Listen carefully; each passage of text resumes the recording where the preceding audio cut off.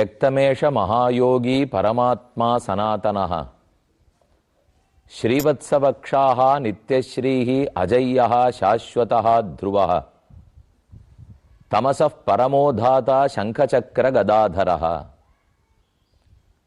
இந்த ஸ்லோகம் வால்மீகி ராமாயணத்தில் யுத்த காண்டத்தில் உள்ளது. ராவணன் மாண்டு வீழ்ந்தான். ராமன் விஜயராகவன். அவனை கண்ட மந்தோதரி வெகுவாராக ஸ்தோத்திரம் செய்கிறாள். 4 ஸ்லோகங்களாலே ராமனுடைய பெருமகளையெல்லாம் மந்தோதரி எடுத்துரைக்கிறாள். இதை மந்தோதரி சதுஷ்லோகி என்றே கூறலாம். ராமனை வில்லும் கையுமாக மந்தோதரி கண்டிருந்தாலும் அவனை சங்கு சக்கரங்களை ஏந்தியவளாகவே கூறுகிறாள். ராமனை யாரும் சங்கு சக்கரத்தோடே சேவித்திருக்க இயலாது. ஆனால் மந்தோதரிக்கு அப்படி காட்சி கொடுத்திருக்கிறான். அந்த பாக்கியம் எத்தனை பேருக்கு கிடைக்கும்? அங்கேயே அருகில் நின்றிருந்த விபீஷணனுக்கோ சுக்ரீவனுக்கோ ஜாம்பவானுக்கோ அக்காட்சி இல்லை. பிராட்டிய பிரித்த பாபியான ராவணன், அவனுடைய தர்மபத்னியான மந்தோதரி. ராவணன் தர்மம் அறியாதவனாக இருந்தாலும் மந்தோதரி மாதரசி, தர்மம் அறிந்தவள். ஆகவே அவளுக்கு தன்னை உண்மையாக காட்டினான் ராமன். தேவர்களெல்லாம் ராமனை புகழ்ந்து நீயே நாராயணன்னு கூறின போதும் மறுத்து, நான் தயரதற்கு மைந்தன், அயோத்தியாவாசிகளோட ஒன்றாக வாழ வந்தவன், இதற்கு மேல் என்னை உயர்த்தி கூற வேண்டாம் என்று பதிலிருத்தான். பிரம்மாவும் சிவனும் நாராயணன்னு சொன்னபோது மறுத்து பேசிய ராமன், மந்தோதரி சங்க சக்கரங்களை ஏந்தியவனே என்று கூறின போது மறுக்காமல் புன்சிரிப்போடு கேட்டுக்கொண்டிருந்தான். அதிலிருந்தே மந்தோதரியனிடத்தில் ராமனுக்கு எத்தனை கருணை என்பது விளங்கும். அவளுடைய தர்ம சிந்தனையும் புரிந்து கொள்ளலாம். இப்படி அங்கொன்றும் இங்கொன்றுமாக ஒரு சிலருக்குத்தான் ராமன் 4 திருத்தோள்களோடே சங்க சக்கரங்களை ஏந்தி கொண்டு காட்சி கொடுத்திருக்கிறான். அன்று ஒரு சிலருக்கு கிட்ட பாக்கியம் இன்று பலருக்கும் கிடைக்க வேணும் என்பதற்காக ஓர் க்ஷேத்திரத்தில் சதுர்புஜராமனாகவே காட்சி கொடுக்கிறார். பொன்பதற்கூடம். நாம் ஒவ்வொரு ராமர் கோயிலாக செல்லும் போது தற்போது பொன்பதற்கூடத்தை அடைந்துள்ளோம். ஓர் புறம் பொன் விளைந்த களத்தூர், மற்றொரு புறம் பொன் பதற்கூடம். பொன் போன்ற நெல்லு மணிகள் விளைந்த ஊர், விளைந்த களம், பொன் விளைந்த களம். அங்கே விளைந்த நெல்லை, கதிரை போரடித்த போது அதன் பதற்கூட்டங்கள் பறந்து வந்தது பொன் பதற்கூடம். அப்ப பொன் போன்ற நெல் விளைந்த இடமும் அதை போரடித்த போது பதர் பறந்த இடமுமாய் இவ்விடமே பொன் விளைந்த பூமியாக காட்சி கொடுக்கிறது. பொன் விளைந்த களத்தூரையும் பொன் பதற்கூடத்தையும் அடைவதற்குண்டான மார்க்கத்தை கூறுகிறேன். சென்னையிலிருந்து செங்கல்பட்டை அடைகிறோம்.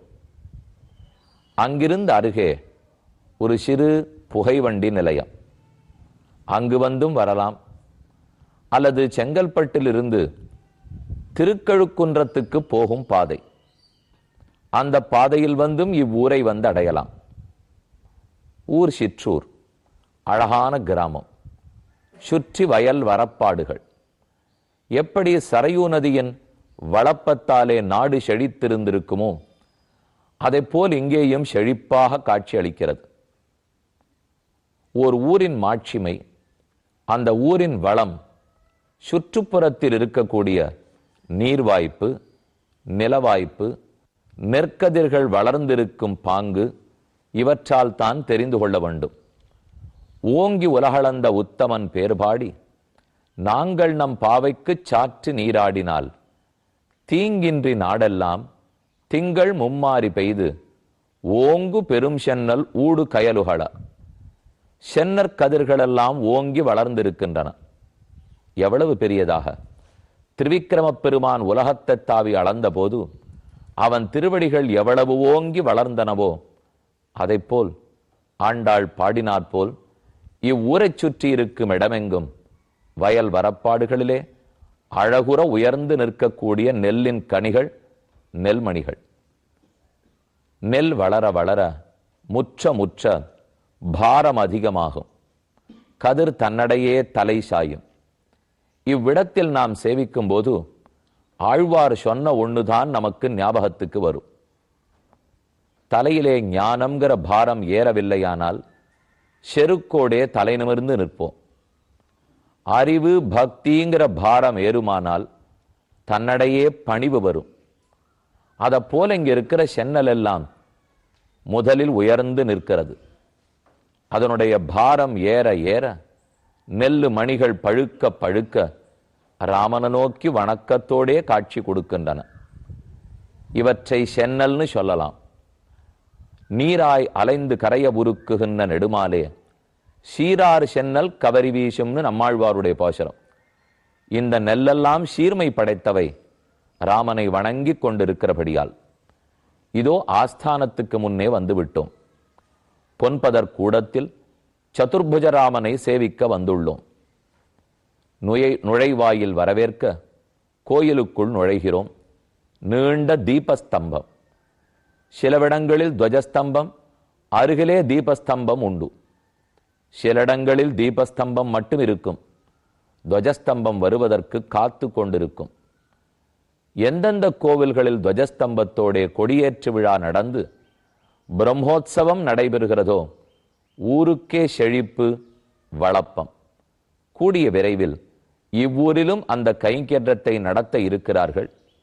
அடியார்கள் அனைவரும் வந்து சதுர்புஜராமனை சேவித்து சங்க சக்கரங்கள் பிடித்து கொண்டிருந்த ராமன், வால்மீகி ராமாயணத்தில் கூறப்பட்ட சங்க சக்கரம் பற்றிய ராமன், அவனை இன்று நாம் அனைவரும் கண்கொண்டு சேவித்துக் கொள்ளலாம். ராமனையும் சேவிக்கிறோம்.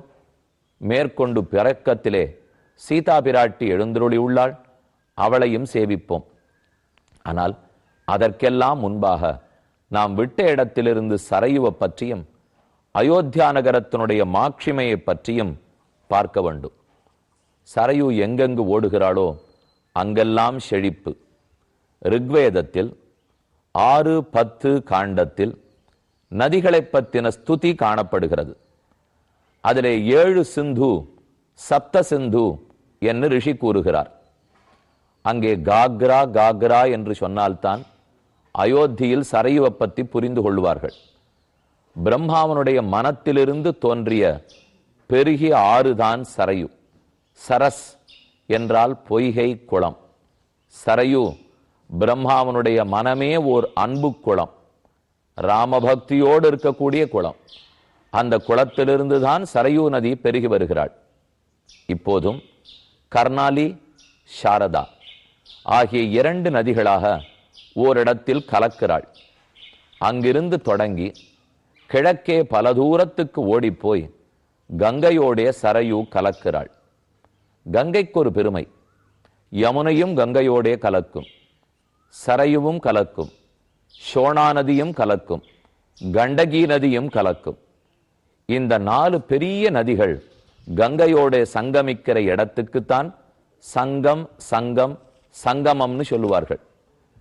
கங்கை யமுனை சரஸ்வதி ஆகிய மூவரும் சங்கமிக்கும் இடம்தான் திரிவேணி சங்கமம். அதைத்தான் பிரயாகராஜ் அலகாபாத் என்று கூறுகிறோம். அதை போல சரையூ நதிக்கும் தனிச்சிறப்பு. அவள் வடக்கிலிருந்து தெற்கு நோக்கி ஹிமாலயத்திலிருந்து கீழ்நோக்கி ஓடி வருகிறாள். சரையுவை பற்றி வால்மீகி கொடுக்கும் செய்தியை விட அதன் மாட்சிமையை கம்பர் நேர்த்தியாக விளக்குகிறார். ஒரு சில பாடல்களை கூறுகிறேன்.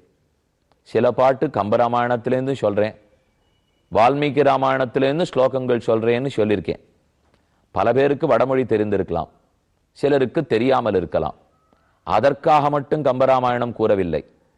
வடமொழியில் இருக்கும் வால்மீகி ராமாயணத்தை தழுவியே எழுதப்பட்டிருந்தாலும் கம்பராமாயணத்துக்கென தனிச்சிறப்பு. நம்முடைய தமிழர் பண்பாட்டை இதோட பின்னி பிணைந்து கம்பநாடர் பாடியிருக்கிறார். இதோ பாடல். கொடிச்சியர் இடித்த சுண்ணம் குங்குமம் கோட்டம் ஏலம் நடுக்குரு சந்தம் சிந்தூரத்தொடு நரந்தம் நாகம் கடுக்கை ஆர் வேங்கை கோங்கு பச்சிலை கண்டில் வெண்ணெய் அடுக்கலின் அடுத்த தீன் தேன் அகிலோடு நாறுமன்றே. சரையுவின் கரையில் இருக்கக்கூடிய மரங்களின் செழிப்பு. சரையு தண்ணீர் மரங்களுக்காக தண்ணீர் வார்த்து தன்னுடைய அலைக்கரங்களாலே மரங்களையும் செடிகளையும் அசைத்து விடுவாளாம். ஸ்வதட விடப ராஜி என்று பராசர பட்டர் சாதிக்கிறார். எப்போதும் ஒரு ஆறு தன் கரையில் இருக்கும் செடிகொடிகளுக்கு தாலாட்டு பாடும். அந்த செடிகொடிகளில் பூங்கொத்துகள் தொங்கும். கொத்துகளில் வண்டுகள் படுத்து கொண்டிருக்கும். அந்த வண்டுகளுக்கு தாலாட்டு போடுகிறா போல ஆடும். ஆட்டத்திலேயே தூங்கும். அதற்கு பக்கத்தில் இருக்கிற பொருட்களை சொல்லுகிறார். கொடித்தியர் இடித்த சுண்ணம், ஆங்காங்கு சூரணப் பொடிகள், ஏலக்காய், சந்தனம், அகில், கமுகு இவற்றையெல்லாம் கொண்டு சூரணப்பொடி பண்ணி குங்குமம், குங்குமமும் குங்குமப்பூவும், ஏலம், நடுக்குரு சந்தம், சந்தனம், சிந்தூரத்தொடு நரந்தம் நாகம், ஆர் வேங்கை கோங்கு பச்சிலை என்று என்னென்னெல்லாம் உண்டோ அனைத்தோடும் விளங்குகிறது. அந்த தேசத்தை இது குறிஞ்சியா, முல்லையா, மருதமா, நெய்தலா என்று சொல்ல முடியாத வண்ணம் பெருமை. முல்லையை குறிஞ்சி ஆக்கி, மருதத்தை முல்லையாக்கி, புல்லிய நெய்தல் தன்னை பொறு அரு மருதமாக்கி, எல்லையில் பொருள்கள் எல்லாம் எடை தருமாறும் நீரால் செல்லுரு கதியின் செல்லும் வினையென சென்றது அன்றே. ரொம்ப அழகான பாடல். கற்பனை வளம்ங்கிறது கம்பராமாயணத்துல தான் அதிகம். என்ன நடந்ததுங்கிறதை வால்மீகி ராமாயணத்திலேருந்து புரிஞ்சு நுழலாம். அதை நம்ம புத்திக்கு எப்படி எட்டும்? நடந்ததை வெறும் கதையா சொன்னா நம்ம கேட்டுப்போமா? வேப்பங்கொடுந்து அரைத்து கொடுத்தால் ஆறு உண்பார்கள், அதை வெள்ளப்பாகில் சேர்த்து பிடித்தால் உண்போம். அதை போலத்தான் இயற்கை காட்சியை சேர்த்து வர்ணித்திருக்கிறார். குறிஞ்சி, முல்லை, மருதம், நெய்தல், பாலை என்று 5 திணைகள், 5 நிலைகளை பற்றி நிலங்களை கேள்விப்பட்டிருக்கிறோம். மலையும் மலையைச் சார்ந்த இடமும், நிலமும் நிலத்தை சார்ந்த இடமும், கடலும் கடலை சார்ந்த இடமும் என்று வெவ்வேறு பார்த்திருக்கிறோம். ஆனா அயோத்தியில் இந்த ஓரோரு இடமும் மற்றொரு இடமாக மாறிப்போய்த்தான். கம்பர் சொல்கிறார், முல்லையை குறிஞ்சியாக்கி, முல்லை நிலம் குறிஞ்சியாகித்து, மருதத்தை முல்லையாக்கி, மருத நிலம் முல்லையாய்விட்டது. ஏனெனில் மலை மலையாக இருக்கும், நிலம் நிலமாக இருக்கும், பாலவனம் பாலவனமாக இருக்கும். ஆனால் நிலத்தில் ஓடும் நீர்வளம் பாலைவனத்தை அடைந்து பாலைவனத்தை சோலைவளமாக்கிவிட்டால் அப்ப அது காடும் காடை சார்ந்த இடமாக ஆகிவிடாதா? நீர் இருக்கிறது, ஆனா அந்த நீருக்கு நடுவிலேயே நீராழி மண்டபமும் அதில் பூத்து குலுங்கி இருக்கும் பூக்களும் உட்காருவதற்கே இடம் கொடுத்து விட்டால் அது நிலமும் நிலத்தை சார்ந்த இடமாகாதா? அப்ப ஊருக்கு இருக்கிற வளப்பம் ஓரொரு நிலத்தையும் மற்றொரு நிலமாக மாற்றிவிட்டது என்கிறார். கல்லிடை பிறந்து, சரையு பிறந்து ஓடும் இடத்தை கூறுகிறார். கல்லிடை பிறந்து மலையிலே தோன்றினாள். கடலிடை கடந்த நீத்தம் கிழக்கு சமுத்திர தளவுக்கு ஓடுகிறாள். கங்கையோடைய கலந்து கிழக்கு கடலவுக்கு போய் கங்கா சாகர், மேற்கு வங்காளம்னு கேள்விப்படுறோமே, அந்த இடத்தில் இருக்கக்கூடிய கங்கா சாகர் அதுவரை சென்று கலக்கிறாள். எல்லையில் மறைகளாலும் இயம்ப அரும் பொருள் ஈது என்ன தொல்லையில் ஒன்றே ஆகி துறைதொறும் பரந்த சூழ்ச்சி பல பெரும் சமயம் சொல்லும் பொருளும் போல் பறந்தது அன்றே. சரையு ஒருத்திதான். ஆனா அந்த சரையுவில் இறங்கி குளிப்பதற்குத்தான் எத்தனை படித்துறைகள்! அதைத்தான் கம்பர் ரொம்ப ஆச்சரியமாக விளக்குகிறார். பிரம்மம் ஒன்றே, சாஸ்திரங்களாலே கூறப்பட்ட பகவான் ஒருத்தனே. ஆனால் அவனை இறங்கு வணங்குவதற்குத்தான் எத்தனை துறைகள், எத்தனை வழிமுறைகள், எத்தனை சடங்குகள், சம்பிரதாயங்கள். ஆனால் அனைத்தாலும் வணங்கப்படுவன் ஒருத்தனே. இதை காட்சி கொடுக்குமா போலே சரையு எங்கு ஓடினாலும் ஒரே சரையுவில் இறங்கி நீராடுவதற்காக எத்தனை படித்துறைகள்!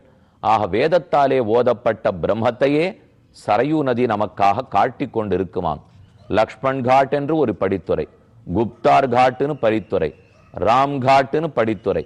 இந்த ஓரொரு படித்துறையிலும் இறங்கி நாம் சேவிப்பது சரையுவையா? ராம பக்தியை, சதுர்புஜ ராமனின் சேவி.